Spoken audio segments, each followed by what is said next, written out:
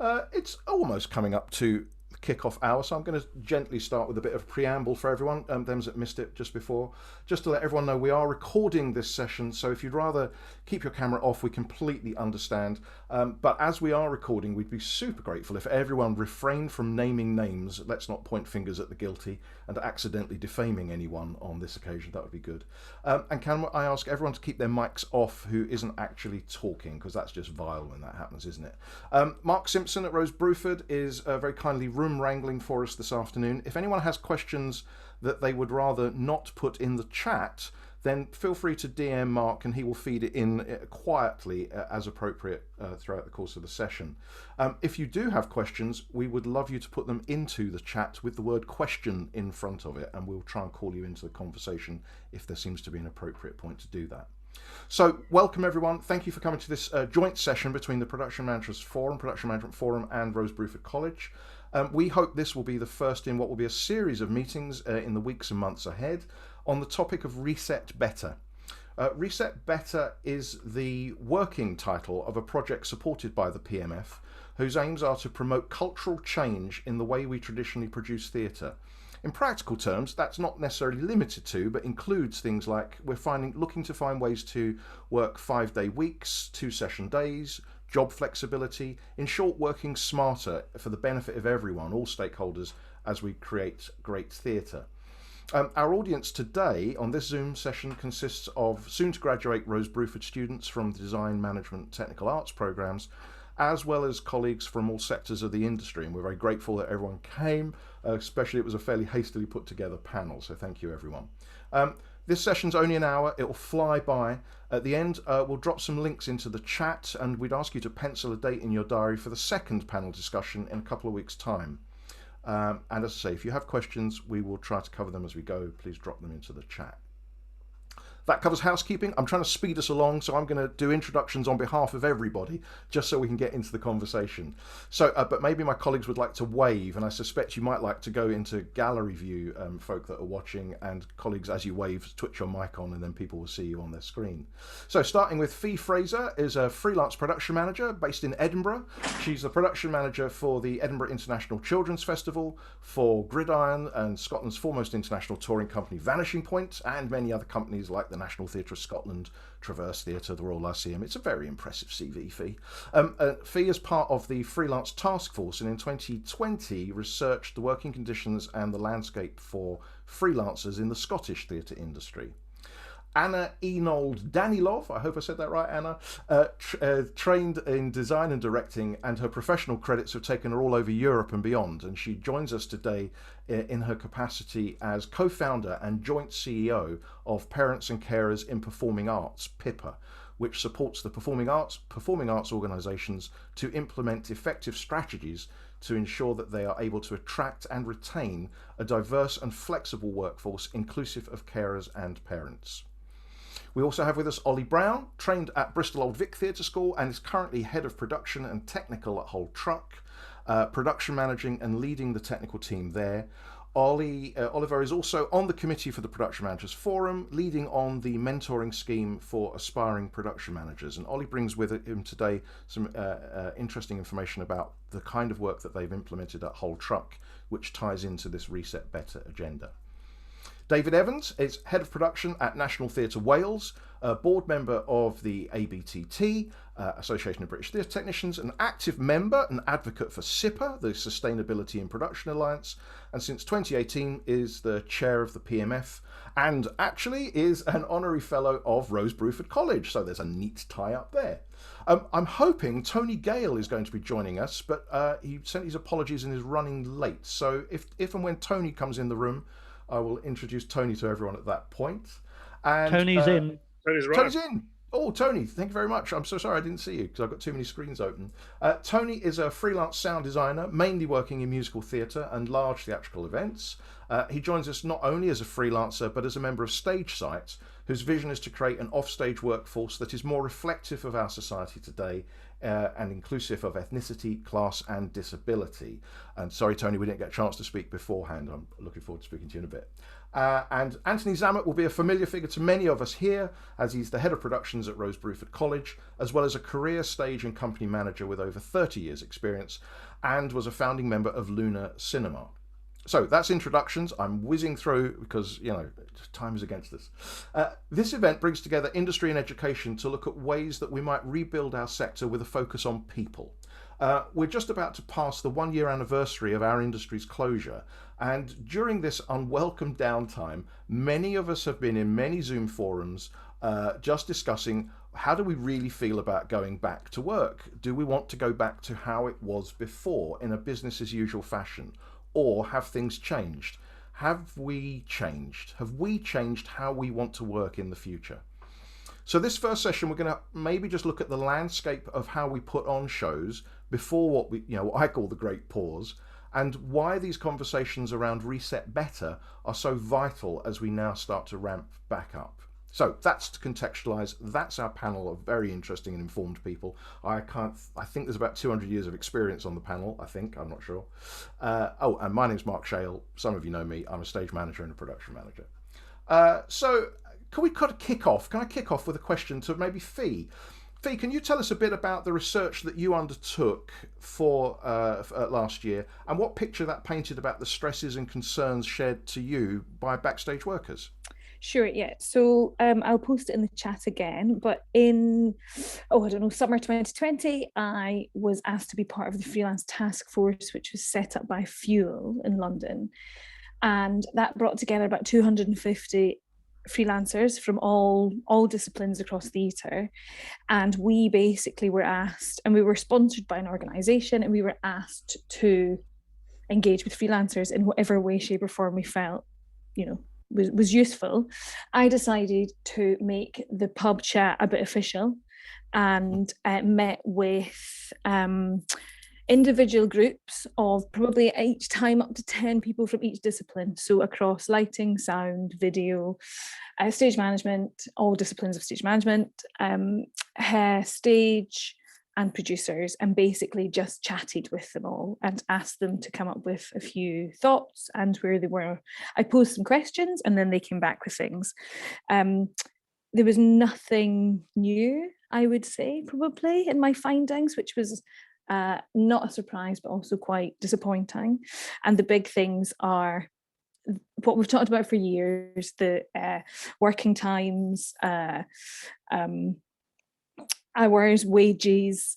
A big thing that did come up quite a lot was about job descriptions, and how there is often a sort of, if you have a technician, that's you tick, you've got your technician. Whether or not that technician needs to specialise in something maybe comes later. So there was a big chat over that, and there was quite a lot of conversation over job shares and how to manage that. And I'm now going forward. I've received some money from Creative Scotland to extend, because this was only it was 1 day a week for 13 weeks where we're supposed to engage with people, which is not much time at all. And then I then decided to apply to Creative Scotland for some money to continue these conversations. So the next stage for me, which I've decided to do, is that I'm now going to form a smaller group of freelancers, probably 1 or 2 people from each discipline. And I'm going to try and work closer with a few companies to instigate some of the conversations and some of the sort of desires that came out of the original findings, and try and use almost like case, and almost try and do an audit of a company and say, look, this is what people want, this is how you could do it, sort of thing. I haven't yet to start that stage, but it's on the cards to be starting in the next couple of months. So yeah, that's where I'm at. Fantastic. And I guess in terms of research, and I have to say, one of the main reasons we have Anna here is because we owe Anna a bit of a debt of gratitude, because I think we are all catching up with the work that Pippa's been doing since 2015. Anna, could you tell us a bit about the kind of research that Pippa has done, specifically, because you've done a lot of research in a lot of areas, but specifically on that whole work-life balance that we're all catching up to give us an overview of what your contributors have been saying to you that kind of ties in with what Fee's been talking about in her research. Yeah, absolutely. So Pippa, we established in 2015. We've done, as Mark said, a couple of industry-wide research. And I thought maybe for today, I'll share a little bit about the backstage research that we've done specifically, because obviously, because who's in the room.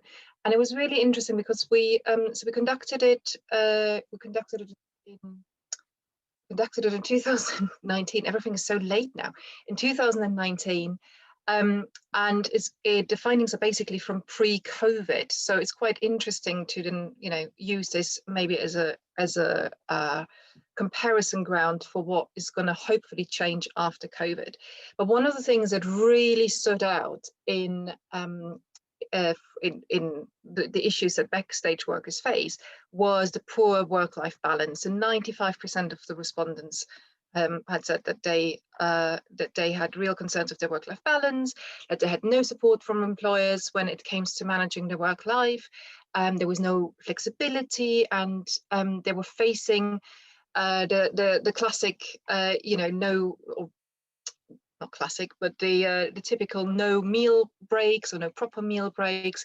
There was 85% who said something about changes of call times with less than 12 hours notice, and 48% said something about changes of hours with less than 6 hours.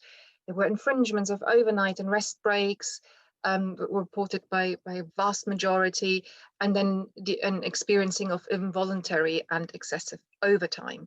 So what we found was a workforce that was really pushed to its limits, because on the one side, their work demands so much flexibility from them, yet gives so little back with long hours and little breaks, and often low pay as well. And the important thing about this work-life balance issue, that this is not a sort of soft issue. It actually has real implication, because it leads to burnout and can have serious effects on mental and physical health. And if you think about backstage and your career when backstage, you might be able to sort of deal with it for a couple of years, especially if you're young. But if it's a career that you want to stay in and maintain, it is something you really have to think about. And obviously, for us, because we look into how it affects parents and carers specifically, it was important to find out where the differences are and where similarities are.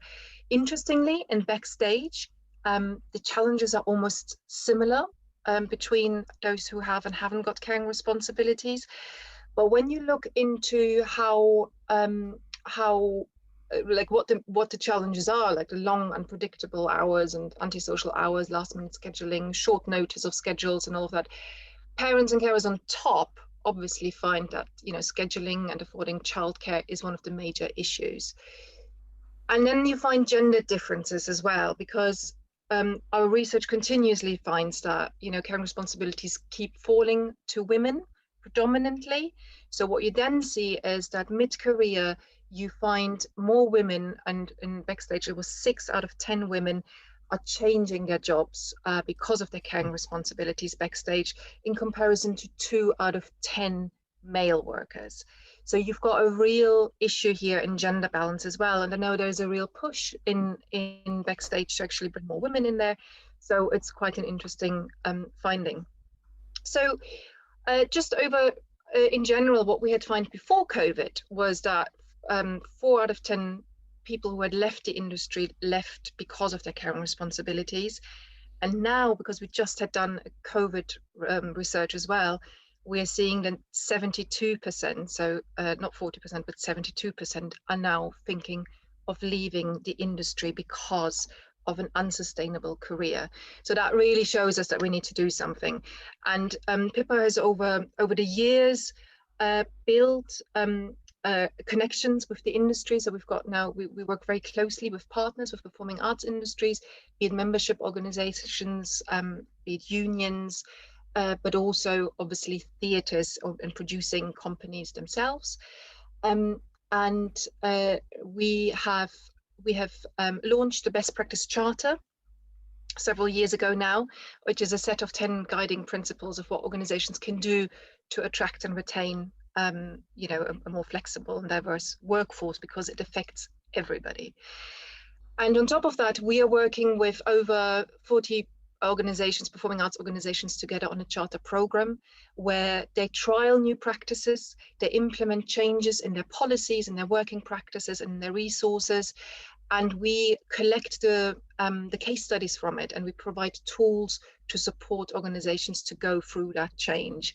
So obviously we're really keen that this conversation around work-life balance comes to the forefront now, that we all look in all the different areas of work within the theatre and performing arts sector, that we change it to a better and more sustainable model. Anna, thank you. I think many people, myself included, will be horrified by some of those statistics, just in terms of, you know, the massively high numbers and the dropout rates, particularly of women when they're going into, you know, caring responsibilities. These are huge. Can I ask David and Ollie, as production managers, do you recognise those kind of figures and those kind of examples that Anna's talking about and that Fee touched upon in terms of your practice as production managers? I think from my point of view, as production managers, we're the ones who kind of, I think we're the ones who set that culture. You know, we're dictated to a point by the directors and by producers, but we are the ones who kind of have to enforce a particular culture onto the kind of the technical staff. So I'm quite glad to say I don't recognise it in my own practice, but I recognise it from when I was not a production manager and when I was working in the ranks, as it were.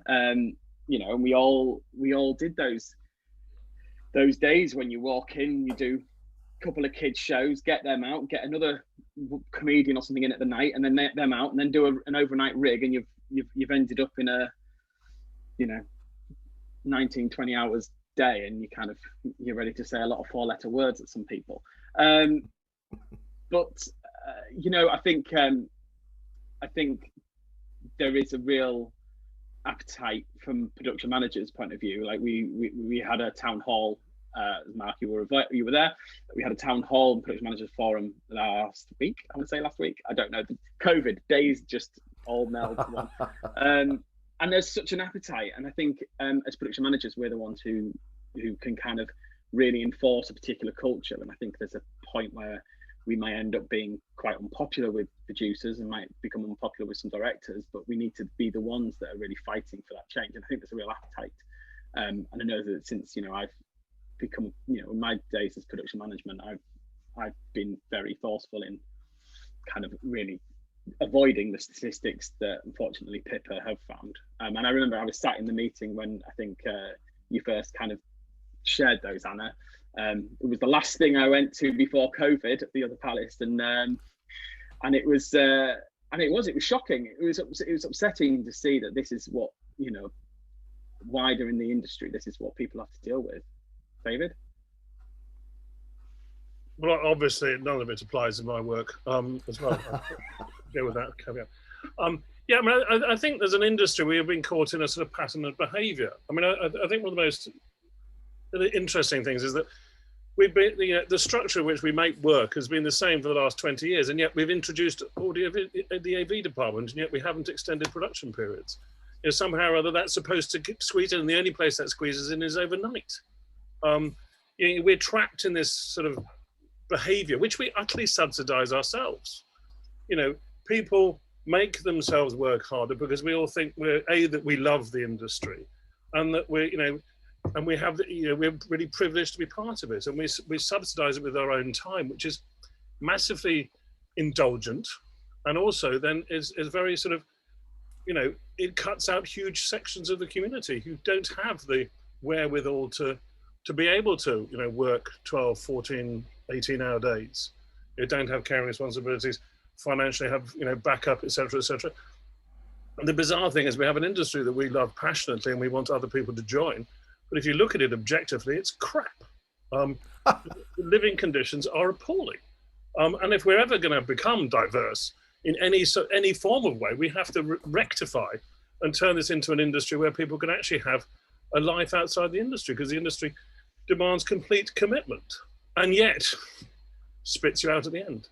You know, it's very demanding and not generous. And so all the examples, you know, and so many of them are caused by the individuals. You know, we all know DSMs who sit up until whenever working on the work, even though the production manager may have said to them, "You're not being paid for it. Don't do it. We'll cope." But no, I need to do that for my own practice. Well, we need to change that sort of thing. So, and the scary thing is that we're about to go back to work, so we need to grab this. All the things that I love Fee's statement, the pub conversations. We've all sat in the pub and moaned about it, and it's like, how do we get off this horse? Well, we're off the horse. So now is the time to do something about it. But yes, it's all deeply depressing. But I am absolute admirer of what Pippa and Stage Sight, and in fact, that's how I met Ollie. Ollie's been doing in Hull. Ollie's been addressing this for some years and has put some practices into place. And I'm a massive admirer of him and the two organisations for the work they've done.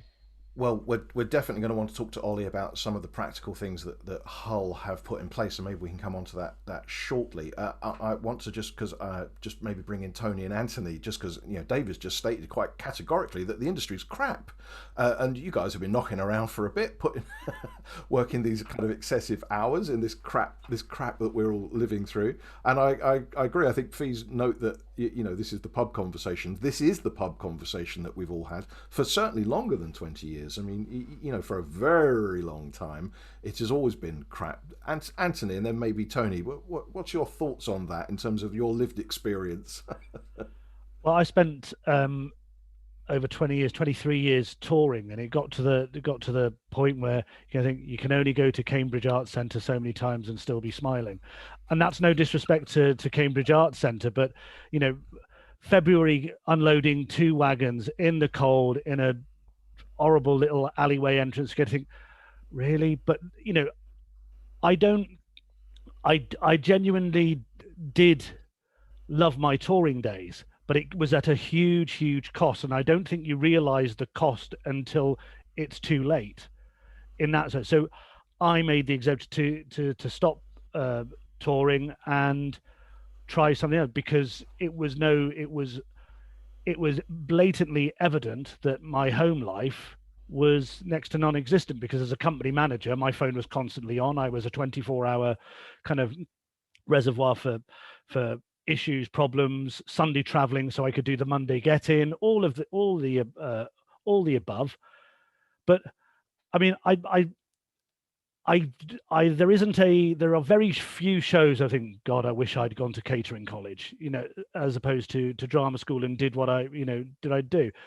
But beyond the hours, for me, the only bit that I miss about the touring life is the people, and that kind of that community, that we're all kind of saying the same sort of things. And I would say wardrobe, departments more than most, first in, last out, and here's my stinky socks sort of things, with very little kind of reward at the end of it.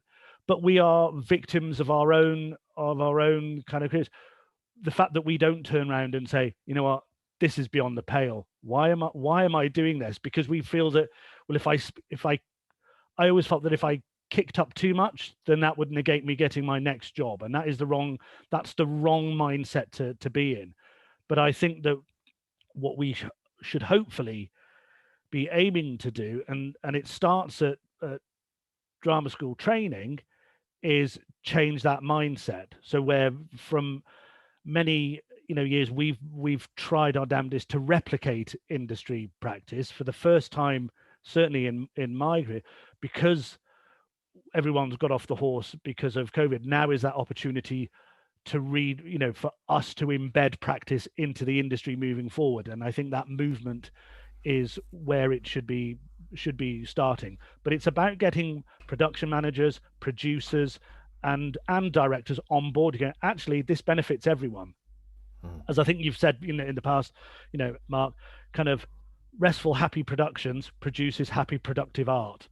And floggings will continue until morale improves. It doesn't feel like the right way to go for me. That's so interesting, and I'm hoping that some of the students and early career folk in the room might chime into this a little bit, because I'm very aware that we're speaking with the benefit of saying in my 30, 25 years or whatever it might be. I'd be interested to get new entrants' perspectives fairly soon. Tony, can I ping the same sort of question to you about the stresses and strains and horrors and the situations that you might have found yourself in? Yeah, because I'm mean, genuine. I'm just going to say before you do, I'm genuinely fascinated that we are all kind of nodding, going, "God, yeah, it's hard graft. Oh God, I don't know why I've done it really, but yet we still do it." So I'm sort of interested in people's perspective. Tony. Yeah, exactly. I mean, everything that Anthony and Ollie and David said, it's the main problem is ourselves. You know, that's the problem. The problem stems from ourselves, from saying yes because we're afraid that we're going to get turned down for the next job. You know, and the work that we're trying to do at Stage Sight is very much starting to change that mentality with organisations and individual people, and having conversations with them, and instilling that mentality that, you know what, it is okay if you turn around and say, you know what, I need to stop at 6 o'clock because I've got childcare issues. I need to go home and, you know, sort that out. That is more important than what we do currently for our work life. But we have to look at ourselves as well and say, no, I'm strong enough to say, no, I can't do that. I won't do that. You know, I've been doing it for 27, 28 years, and I've done it because I'm thinking I need to do this for my career. I need to keep on doing this because I want to be the best that I can. But I'm still thinking like that 28 years later. It's like, oh, wait a minute. I must be good at what I'm doing because I'm here now. So because you've, whatever that phrase means, you've made it, right? You carry profile. You don't need to be worrying about. Surely you don't need to be worrying about. You could phone it in and you'd still get employed, right?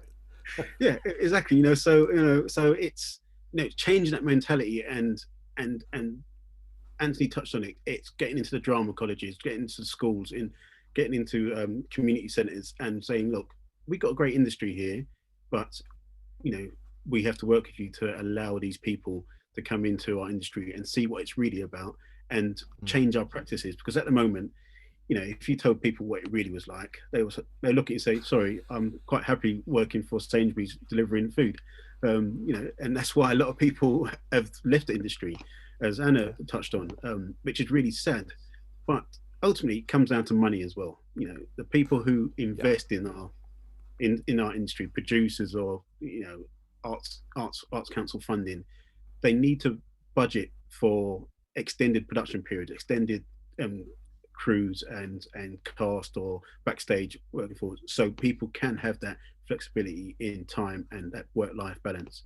Because I'm fed up of going to so many production meetings and saying, so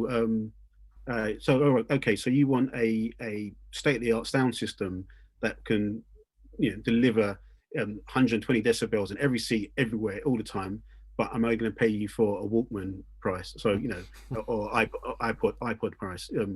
Therefore, go ahead, you're great at your job, do it. And because we're so proud of what we do, we try and make it work. And invariably, we get results. Someone's going to like it, and you get the next job. But we as individuals, we have to stop and say, now is the time to change. We've had a year off, like you say, a false pause. We had a year off, and now we're getting back into it.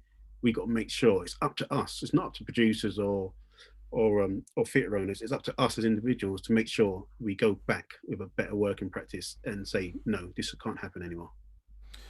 See, that's so interesting.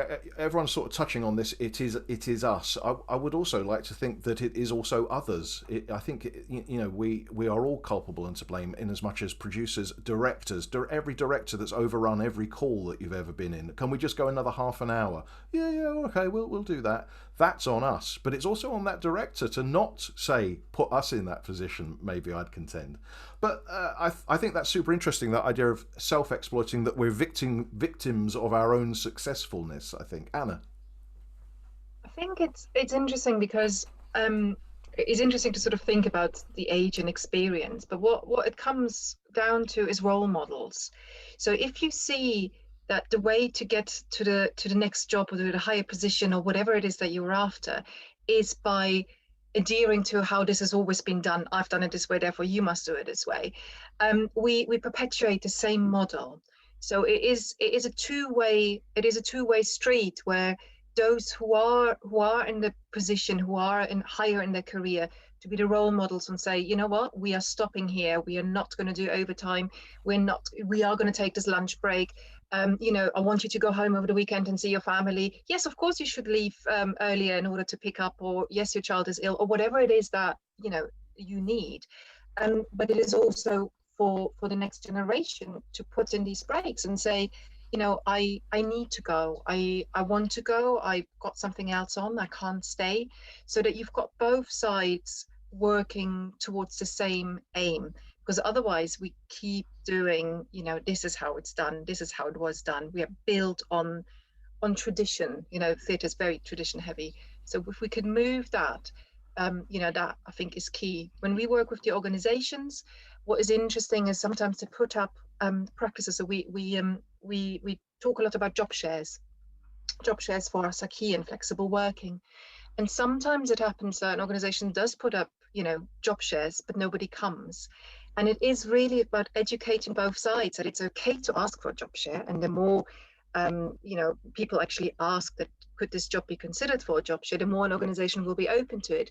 But also for the organization to offer it so many times that somebody goes, hey, maybe I'm not going to self-select out this time. I'm going to think I could apply for this job and, you know, go in as a job share or reduced hours or whatever the flexibility is.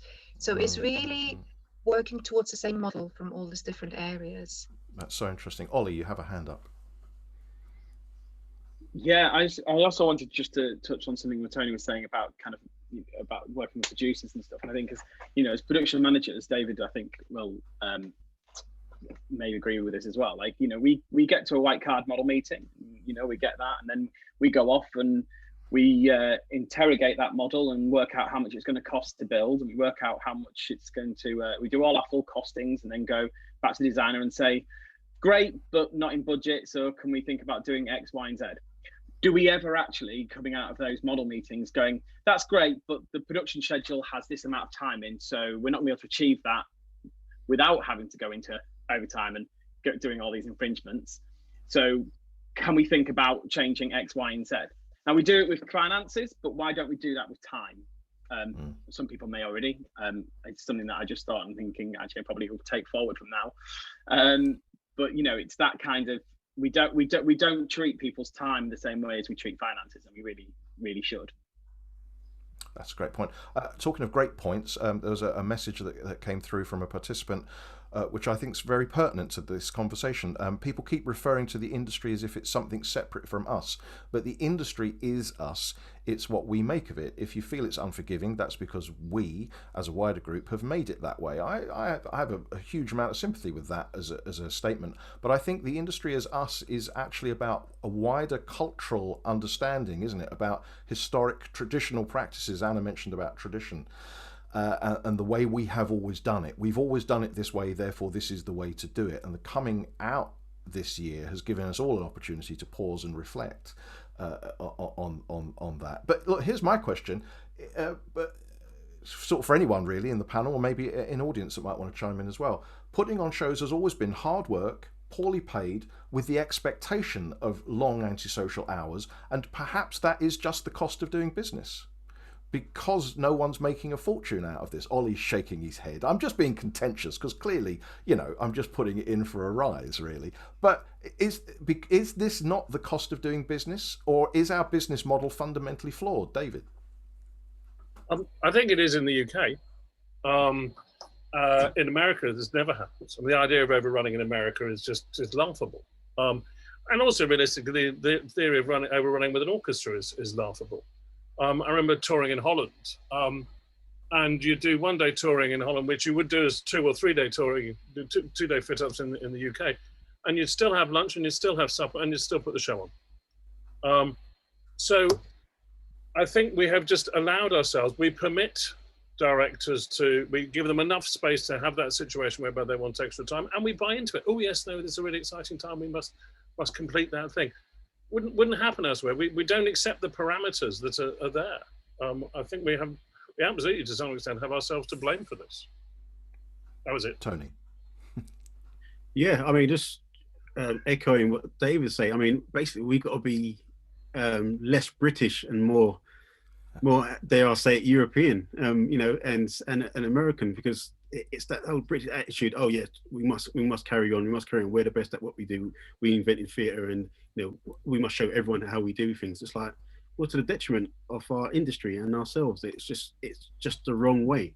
You know, unions are good and have good things and bad things, but you know, when you work on Broadway, you know, it's very much, you know, what your place is, and you know, this is how long it's going to take. That is the deal, and everyone knows, and it's funded that way as well. So you know, and they reap the benefits when they see ticket prices at $200 a seat, whatever. They know that people are going to pay for it, but ultimately they know that if they put the work in at the beginning, everyone will reap the benefits at the end. You know, there's quite a lot of, even technicians that work on Broadway have a very nice lifestyle and very good salary, and they enjoy what they do.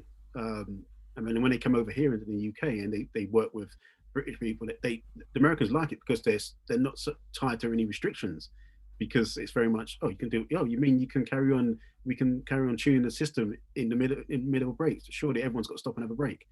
You know, so yeah, we've got to start instilling a lot more of that. And yeah, the business model is flawed. It was fine 20, 25, 30 years ago, but yeah, we need to change. And I'd just like to throw in, having sat in a lot of Zoom rooms with American colleagues before we all start saying that America's got it right, they have some systemic problems there as well. I point anyone who's interested into the No More 10 out of 12s.com campaign that our brothers and sisters across the pond are launching. I just saw something that came up in the chat which I thought was interesting. Anthony Norris Watson, do you want to chime in? Just feed that comment in, just because it's education based, which is interesting for everyone. Yeah, so I've gone personally from working for a well-known producing Central London venue as a deputy production manager. I was there for about 4 years and suffered burnout, having to go from show to office hours and not much break in between. And then I was very lucky to go and join the Brit School, and I went there as I went back roles and just went back as a technician. But what we've shown is we can do an 8:30 till 6 p.m. day with a proper morning break, a proper afternoon break, and a 1 hour lunch break, and we can still put a show, including fit up, on within a week. And Brit School we don't hold back on our production values. You know, we try and do stuff to as high a value as we can to give those students as best education as they can as they enter the industry. And we do have students go straight into the industry before going into further education. And it's interesting that we can still achieve that within that day and still put on what we believe is a very high quality show. And yes, it is tiring because we do that week upon week, but it is. We also have a very positive environment because of it. Great, that makes sense. Yeah. You know, everyone's still very happy and have a laugh by the end of the day, and I think it's interesting to see that balance. That yes, they're young, but also us older people that are working there, that we can still feel very positive by the end of 9 long weeks of productions. Of churning them out, as it were. Yeah, well and truly. Thank you, Anthony. Tony, you've got a hand up, or is it our old hand that you've got up there? I'm not sure. It's old hand. I am an old hand after all. So yeah. Old hand after all. Thank you. Anna. I'm just thinking if it's got something to do with the scheduling in general and the budgeting and scheduling combined with it, because in any other sort of good business, what you build in is a cushion. You don't schedule your time so that, you know, the deadline is there, and the trouble is if you don't achieve it, if anything happens in between, then you're going to have to do it on overtime. So it is really about, so when I spoke to some of the directors about condensed rehearsal hours, there was always a cushion for the directors, because there's always this fear of, oh gosh, what if the idea changes, what if this or that. Yeah. And what they had found for themselves was if you build that in from the start, that something might change, that some scene might need to be reviewed, that whatever it is, then from the start you have that when something goes wrong. And from my experience, there's always something that goes wrong, and that's when it all happens. And then we work on overtime and overnights, which actually you're much less productive and you come up with less solutions to it. So if the whole schedule is longer, but you've got within that sort of the cushion to, you know, to fail if needed, then surely you could achieve. Ollie, you've got, I know that at Hull Truck you've got parts of that included. It might be quite interesting to hear about that. Yeah, I mean, we've done so much different kind of things, and not saying that we're getting anything right necessarily, but we try. We're definitely trying. But like, yeah, so kind of talking about production schedules, because there's some more interesting things I'd like to talk about in terms of hours and rotas and things like that. And then this is obviously we're a producing house. We have our own team, so we're not as reliant on freelancers. And I know it's very different for freelancers because unless they're on a day rate, they actually kind of mostly want to have the hours because they need to live. But when we could, we do work like production schedules. Our production days are 2-session days. We do 9 till 6 for build, tech, and what have you.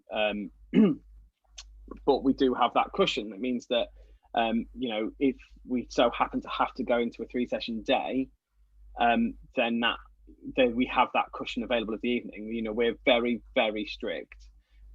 Since I've been at Truck, and I'm sure that we're the same before I was there, but like we're very strict on things like overnight breaks, lunch breaks, dinner breaks. We will not infringe those. I think people's breaks have to be kind of sacrosanct in that way. So we just don't. It doesn't mean without clever scheduling doesn't mean that there isn't work going on consistently. We just need to. We're all used to doing staggered breaks and things, but for us it's the norm rather than would you mind going in an hour? It's all scheduled in, and it's sure. And I guess the $64,000 question then, Ollie, is the art suffering? Are you producing? I mean, you can't compare like with like because you're not running two systems in parallel. But presumably, pre-COVID, when we had audiences, people stood up and clapped at the end, right? Yeah, no, we don't, and I think we have a much better product at the end, if I'm honest with you, because we've got the time to finesse things. Because once you get into a tech, if you're doing 3-session day techs, you start and then you end tech, and then you might have an hour before you go into your dress, and then you've got a couple of dresses, and then you're going into a preview, and you've got no time to finesse, you've got no time to fix things. Thinking about to the show that we did not just before COVID, which closed us down before COVID, we got the setup, and then the designer was just like, the floor just needs another Bonamega. It's just not there yet. If we were doing 3-session tech days, if we were just going straight from that to address to the show, we would never have got the time to be able to get that other glaze down without somebody having to then break an overnight 11-hour break. But we have that cushion in, so it's like, yeah, great. Well, let's get some Bonamega out. We're still out the door by 7:30. But we schedule that in. So we schedule that we have that buffer there. Without ever kind of causing problems with breaks and things. And I think we get a better show. One of the things that we do to make tech a lot smoother and a lot quicker is we plan our schedule so that we have a break between the production build and the tech, where it might be 1 day for a smallish show, 2 days for like a Christmas show or a bigger show, where actually all the technicians have the day off. We set up a rehearsal sound system. We set up the DSM downstairs, and the cast come down and have like a day or 2 full days on set with the director and actually do rehearsals on set. So all those things that stop tech, where there's a push door instead of a pull door, or there's suddenly a wall where they've been standing in the rehearsal room forevermore, they're not a problem when we get into tech, and all of those issues are kind of ironed out. It's very clear it is not a tech rehearsal. We don't staff it. We don't, it's part time on tech, and that speeds up that tech process. And I think that also helps with making sure we still have an exemplary product at the end of it. That's so interesting to hear as someone that puts schedules together on occasion. It's kind of like, but surely this just makes sense. What's not to love, right? What's not to love? There's some fantastic conversations going on in the chat, which I'm trying to kind of keep half an eye on whilst keeping this conversation going. If anyone's desperate to chime in and put some questions to the panel, I'm aware we've only got about 15 minutes or so left of this. I do want to make sure that people get questions in. One of the questions I'd like to ask, which I think is kind of, and if you have a question, just write the word question up in front, is because of this pause, because people have been running up debts, people are desperate to get back into the industry they love. Why would anyone want to change at this point? And Fee, I don't know if that kind of ties into the conversations you were having. I mean, I don't get a sense, well, let me rewind this. I get a sense people are desperate to get back, but I don't get a sense that people are desperate to get back to how it was. Your research bears that out. But I'm struggling to understand how that's the case, because certainly we've got a lot of potentially new graduates in the room here who are going to be young and enthusiastic and desperate, and they may be, and please, young folk in the room, correct me if I'm wrong, they may be our problem, funnily enough. They may be full of enthusiasm and passion and will break the brakes and will work all hours because they're young and they've got the strength on their side and they're desperate to prove themselves. But how do we kind of avoid that process, I wonder? That was definitely discussed. That was definitely a thing that people talked about, was the concern of, well, there's the usual concern of, if I moan too much, well, then I'll get asked to come back. But there was also the concern of, if we don't want to work the same way as we have been working, will that mean that all the new people will get the work? And we didn't go into too much detail about it, actually, but maybe that is something that I need to look at as this next stage thing. You hope that you hope that experience and sort of loyalty will out, but that's not always the case, is it? So yeah, it was definitely touched on, but we didn't go into a huge amount of detail at it. Cool. I wonder if there's any new graduates in the room that might like to. I don't want to say I've accused you all of being too keen, but is that something that maybe anyone in the room might like to come in with and chime in about as well? Because I'm aware that we're all a little bit old, myself included. Anna, yes. Hello, I'm Faye. Hello. Hey, Faye.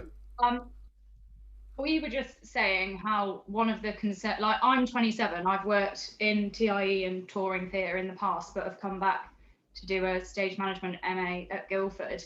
I was just saying, one of my concerns is if we enter the industry with the thought of having this great chat that everyone needs to have about people working long hours and it being expected, if we go in saying we're not willing to do that, are people going to say, oh, they're graduates who don't know anything and don't know how hard they need to work? Like, I think that's my concern going into the industry after graduating, that I do want to work hard. I've worked in theatre before, so I know how much effort and passion and energy you have to put into it, but I don't want to be working the same amount of hours that I used to, because I had to get time off work because I burnt out. Thank you. I don't know if anyone on panel would like to chime in on that. And it's interesting to hear you use the phrase burnout. For me, this is very much my stance on this whole thing, and why I've got involved in this is because I've seen too many friends and colleagues burn out, have real mental health issues along the way, some career-stopping burnout mental health issues. Tony? Yeah, let me just lower my hand before I forget. Yeah, it's funny enough, I've literally just done a production at GSA, which I finished last week, and I always speak to the students I'm working with, or sign to sound, and I always try to give them a sense of what the real world is when they graduate, and I also, especially in the last sort of 2-3 years, reiterate, it needs to change. It needs to change. Don't expect to walk in at the lower end of it and lower pay scale and work all the hours just because you've got to show enthusiasm. Ultimately, that is the wrong way. So the fact that I do still do a lot of designs in education, it's my sort of personal way of trying to instill that mentality into them at drama college, at uni, so they leave thinking, well, Tony's a respected sound designer, maybe it is okay to not think like that, and it's, I keep on saying this and I keep on reiterating it, but it's up to us to change. We need to keep on talking to people and saying it is okay to do this. It is okay to say no, or it is okay to say yes to that. And the more and more we talk about it, and the more and more we stay into the drama college and unis, then it will become normal. It will become normal, and it will become okay. This is how we do things. And it won't be, this is about HODs and industry leaders modelling best practice, so that becomes the only kind of practice, essentially. Yes, exactly. Thank you, David. Then Ollie, and then I think we'll maybe ask Terry Lee Dixon's coming. I see he's putting a question in the chat. I think health and safety is a very interesting example of this. Many of us are old enough to remember the introduction of health and safety and how staggeringly irritating it was. And many people self-selected out of the industry because it'll never work. And now, obviously, it's changed significantly. There's only so long that there's this awful producer that sometimes does exist and sometimes doesn't exist, can continue functioning in an environment where the atmosphere has completely changed, where people become more front and center and more prioritized. And yet, as an individual, I entirely understand that the sense of isolation, and particularly because it's an industry structured around freelancers, which is a really bad way of running an industry, that one is standing and feels isolated. But as we become more and more aware of this, exactly as Tony was saying, it will change, and people cannot fight that. Ollie. I was just going to kind of say, the same as what Tony was saying, is actually people are becoming more and more invested in the education. Professionals are becoming more and more invested in the education. 10, 15 years ago, things like youth theatre used to be the bane of the heads of production, who kind of just grinned and bared it. But now I feel like there's a generation of kind of technical directors that don't just get involved in it, they get actively excited about it. I mean,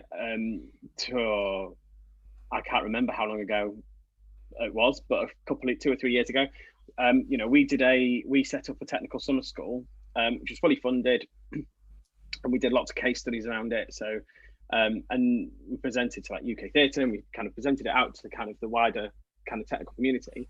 And there was such an excitement and encouragement around actually that side of training, that I think that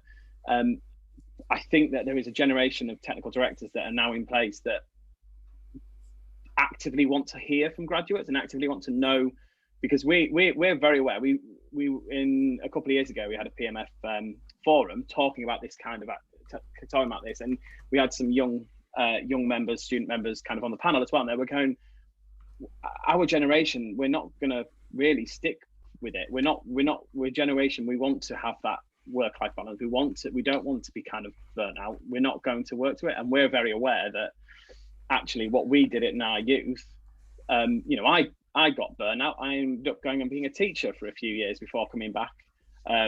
So it's kind of like, I think everybody has, I think there's an active kind of wanting to hear back from graduates and wanting to hear from that generation coming up.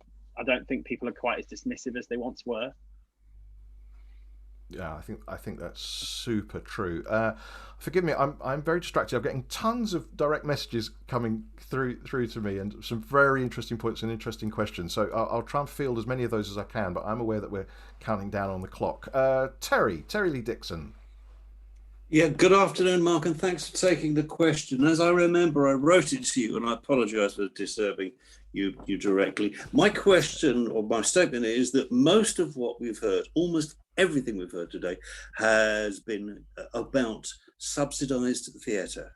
My concern and my question is, can anybody tell me how we will deal with the inevitable reluctance of producers to try very hard to avoid fewer non-revenue days in venues? This, of course, will apply to theatres as well. If typical show A needs 3 days to get through tech, we're looking at probably longer. unless we are very efficient in our planning.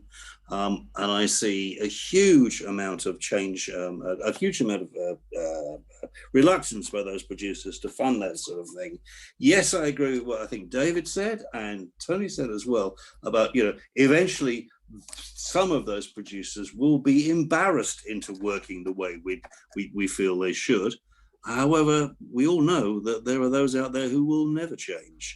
And they will have successors. That's my point. That's my question to throw in there. What can we do to develop a system where we can persuade producers that, sorry guys, you're going to have to put your hand in your pocket. Remembering that every pound they spend on us, 60p goes to the backers and 40p in their own pockets. Thank you, Terry. And I have to say, you and I have been talking about this because it exercises us both, and particularly those of us that work in the commercial sector. We're very concerned about this. I have a theory on this, but I'm chairing, so I won't get into it. But I know Anna will have a theory on this because I just saw her hand go up. Thank you, Anna.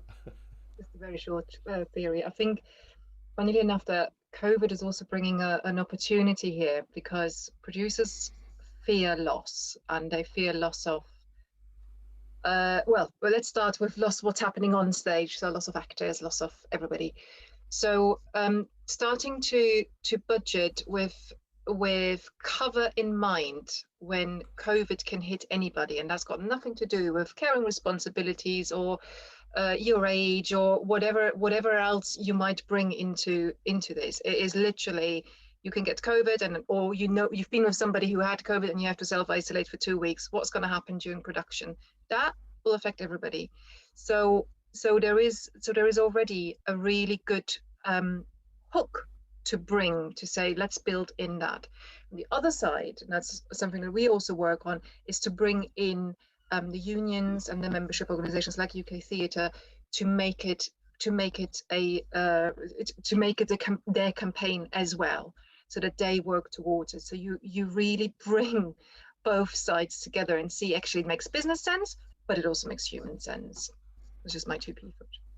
It's a good 2p's worth. David Evans. Well, one of the more well-known commercial producers has just put a show on, built a show in the West End, and the people involved in it have been commenting on how staggeringly well supported they felt by the producer during this whole process, which is very encouraging. But also, there will of course always be people who stand outside, who will be difficult. In a situation like this, I would prefer to concentrate perhaps on the ones where we can have effect and make change, where we do then absolutely isolate those who are outside. Look at what we can do immediately and then worry about the other bits a bit later on. Terry, of course you're absolutely right. And some of it we can't address at this point. Thank you, David. David Ripley. Hi. I was kind of bang on, kind of going back to Ollie's point ages ago about budgets and stuff, about, there's 4 resources. There's time, space, money, and people. And producers kind of get the limited time resource. They want to open the show on time. They get the space because they know how big their venue is or their workshops. And the money, they're kind of, well, we might find a bit more money, or we can lose a bit on this show and the next one. What they totally disregard is you can't overspend on people. And that's what happens all the time. They blow the budget on people. And I mean that in a kind of mental health, physical way. And that's what they need to learn, is that, all those other things, they can be managed, but you start doing that with people all the time, and it's your shows that will suffer and the productions that will suffer, as well as those people as well. And if we carry on like this, eventually I'm sure some kind of health and safety legislation will catch up with us, and say, if you are deliberately working this way, which has been proven to be unsafe, you will be liable. And so it's as I put in the chat, it's an education thing, much as the ALD have been educating people about what lighting actually is rather than just illumination. It's that kind of education thing that we have to take to producers, internal, external, whatever, and actually start teaching them about, actually, this is better for you in the long run. It might be a bit of pain to start with, as health and safety was, as David was saying earlier, but in the long run, this makes a better product for everybody involved. Thanks, David. And that feels like a good observation to maybe finish up on. I'm aware we've only got a few minutes left before this call comes to an end. I wanted to use the last minute or so just to drop into the chat the work that the working group at the PMF are doing, and our very embryonic website are under the banner of Reset Better, which I'll just drop in the chat. On there you'll find what we're calling the Charter, which is pretty much just a statement of it's a statement of fact which says we need to be better at what we do, and you can't argue with this. Please sign up. And in due course, and we're hoping to get a lot of people into this conversation, we'd like to be pulling out industry specific, what we're calling principles of how we might go about doing that. And these conversations that we're having now kind of start that ball rolling a little bit. So we would super urge you to maybe, when we finish up on this call, just download the chat. And I'm so sorry because there's been some fantastic questions and comments that have gone into the chat that we've not had a chance to address. But please do download that chat, and particularly we'd love you to go and have a look at resetbetter.com. We're going to do another one of these, maybe moving the conversation along with hopefully some kind of practical solutions about how we might move things along. And I've just put the Eventbrite link into the chat for everyone on Tuesday the 17th of March. Again, it's just an hour of everyone's time. We'd love you to come along to that if you can. But also in that link I just sent you there's bound to be other topics of conversation. Ping us an email. Please get involved in the discussions. Oh, someone just said Wednesday the 17th. Is this a cut and paste error? I had this already. Mark Simpson, I don't know if you're there because I just cut and paste this straight off of your information. It has been corrected since. It is Wednesday the 17th, absolutely. Wednesday the 17th. I beg everybody's pardon. We got into cut and paste errors in this quite early on when we were trying to set these meetings up. I'd also, I'm going to drop in this, we did a very interesting town hall at the Production Managers Forum recently, which is available online and really gets into the blood of this conversation. Again, I'm dropping that link in, and I'm going to just finish off by dropping links in for Pippa and StageSight and also Aptal, as there's a lot of very useful information that Aptal groups are doing in this whole area. So I think that takes us neatly to 5 o'clock. We only scratched the surface of this stuff. We are going to spend hours and many days doing this. Particularly, I'd like to thank the folk that today, and thank you for your time, and to everyone that was in our audience with some excellent questions. I'm so sorry we didn't get a chance to get to all of it. Mark Simpson, I don't know when you're going to turn this meeting off, but I'm assuming as of now we're going to lose a number of our Rose Bruford student colleagues because they're probably going off to other classes or indeed other commitments. We can stay on. If people would like to stay on and you guys have time, we can stay on. Well, I'm happy to sit here and chat because I have absolutely no social life, but I think we will probably call that time because I'm sure other people have commitments, and we shouldn't be self-exploiting ourselves. We're the worst at this, right, aren't we? And we'll no doubt end the video recording here, which we will hopefully make reasonably publicly available fairly soon. So once again, everyone, thank you very much. That's us formally finished, but I think a few of us are going to sit here and chat for a bit, aren't they? And Elizabeth Miller has just put in her excellent podcast into the chat, which I'm just going to plug because Elizabeth's a friend of mine and it's a very good podcast. Thank you very much, everyone.